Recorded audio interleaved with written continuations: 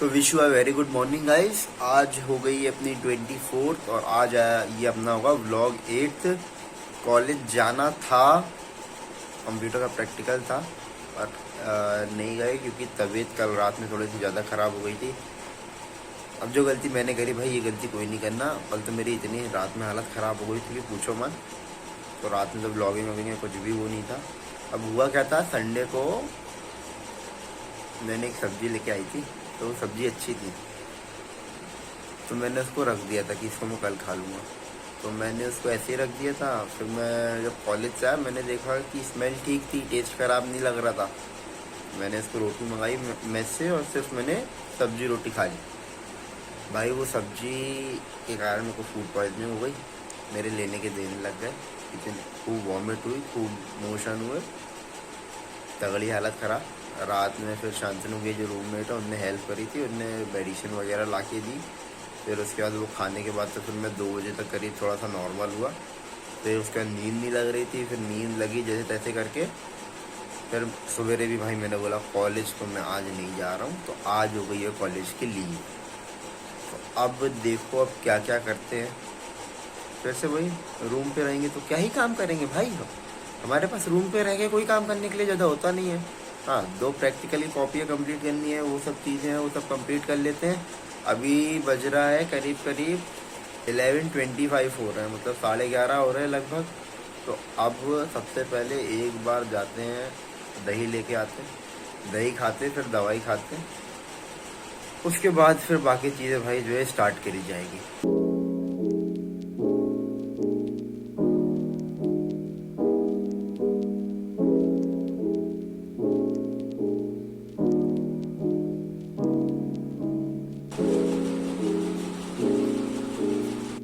तो फिर आज ज़्यादा यार देखो, आज ज़्यादा क्या कुछ भी नहीं, पढ़ाई करी थी।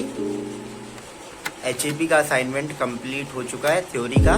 प्रैक्टिकल का लास्ट क्वेश्चन हुआ है, स्टार्टिंग के 4 क्वेश्चन बचे, बाकी पूरा हो चुका है। अब कहानी क्या थी कि आज तबीयत तो ख़राब थी, बताया था अभी थोड़ी देर पहले क्या मतलब मैंने सुबह बताया था, पर आपने थोड़ी देर पहले देखा। तो वही कहानी थी, दवाई खाए सो गए, खाना खाए दवाई खाए सो गए, थोड़ा बहुत काम करे, थोड़ी बहुत पढ़ाई करे। तो अभी देखो मैं आपको कुछ चीज़ें बता रहा हूँ, असाइनमेंट में जो बनाई है वही वाले डायग्राम दिखा रहा हूँ, तो देखो और उसमें कुछ चीज़ें बता दूंगा। सबसे पहले मैं ये बताता हूँ HAP बेसिकली है क्या। फार्मेसी जब हम लेते हैं तो फर्स्ट सेमेस्टर और सेकेंड सेमेस्टर में HAP 1 और HAP 2 होता है। HAP होती है ह्यूमन एनाटॉमी और फिजियोलॉजी। एनाटॉमी का मतलब होता है कि हमारी जो शरीर है ये बना कैसे है। एनाटॉमी मतलब कि जैसे 206 हड्डी है, तो फिर उस हड्डी का स्ट्रक्चर कहाँ पे कितनी प्रेजेंट है। पूरे स्कल में 22 है, फिर फेशियल में 14 है, क्रेनियम मतलब जो बोन का साइड है उसमें 8 है। फिर जब हम सिंगल हायोइड आती है, फिर जो अपना थोरेसिक मतलब थोरेसिक कैविटी मतलब जो चेस्ट की कैविटी है, या पूरे ऑर्गन्स जो हैं उनका स्ट्रक्चर, उनका शेप, उनका शेप और स्ट्रक्चर के बारे में बात करते हैं एनाटॉमी में। तो ह्यूमन एनाटॉमी हो गई कि हमारा शरीर के कौन से पोर्शन, क्या चीज़ किस तरीके से बनी हुई है। अब ह्यूमन एनाटॉमी एंड फिजियोलॉजी मतलब कि हर एक ऑर्गन का, ऑर्गन मतलब जो शरीर का एक एक अंग है या जो ऑर्गन है वो काम कैसे करता है, उसका काम क्या है, उसके फंक्शन क्या है, उसके बारे में देखते हैं। तो बेसिकली फंक्शन मतलब यूरिन का क्या फंक्शन है, यूरिन की फंक्शनल यूनिट हो जाती है नेफ्रॉन। तो नेफ्रॉन और किडनी टोटल क्या फंक्शन करती है कि यूरिन बनाना, फिल्ट्रेशन करना। तो वो किस तरीके से होता है, उसकी क्या प्रोसेस होती है। तो ये सारी चीज़ जो है ये हम देखते हैं ह्यूमन एनाटॉमी और फिजियोलॉजी में। तो मैं अभी हूँ सेकेंड सेमेस्टर में, सेकेंड सेमेस्टर के एक MST हो चुका है, दूसरा MST कॉलेज में ऑन होना है। तो ये उसका असाइनमेंट है थ्योरी का। थ्योरी के असाइनमेंट में हम लोग को डायग्राम बनाने थे लिवर और पेनक्रियाज का, फिर उसके बाद ब्रोंकाइट्री का मतलब कि जो हमारा रेस्पिरेटरी सिस्टम होता है थोरेसिक कैविटी में, तो जो ट्रेकिया, फिर ट्रेकिया के बाद में हमारा जो ब्रोंकाई होते हैं, फिर primary bronchi, secondary bronchi, bronchioles, फिर एवियोल्स जो लंग जिससे बना होता है वो वाली चीज़ पूरी जो है वो एक डायग्राम उसका हो गया ब्रोंकाइल ट्री का, थर्ड मेल रिप्रोडक्टिव ऑर्गन का था, फोर्थ अपना पिट्यूटरी ग्लैंड का था, और एक डायग्राम और किसका था, डायग्राम किडनी के फंक्शंस का था, मतलब किडनी का था। तो बेसिकली ये बना दिया हूँ। और एक स्पर्मेटोजेनेसिस और oogenesis, ये जो होती है गैमीट्स बनाने की, मेल या फीमेल रिप्रोडक्टिव जो ऑर्गन होते हैं उसमें गैमीट्स का फॉर्मेशन कैसे होता है माइटोसिस मियोसिस के थ्रू बेसिकली, उसका एक डायग्राम था तो वो बना दिया हूँ। बाकी summary of digestive system, summary of respiration, ये वाला जो पार्ट है जो कि मेरे को प्रैक्टिकल के क्वेश्चन में देना है, वो वाला पार्ट बचा। तो मैं आपको फटाफट डायग्राम दिखा देता हूँ अभी जो बनाए हैं।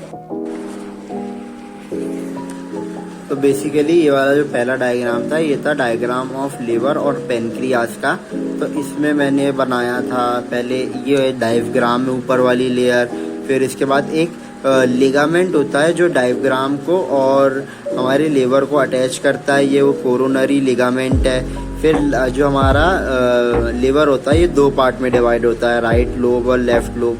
इसमें गॉल ब्लैडर होता है, गॉल ब्लैडर जो होता है ये डाइजेस्टिव जूस सिक्रीट करता है। फिर उसके बाद वो डक्ट्स के थ्रू जो है उसको डियोडेनम में भेजता है।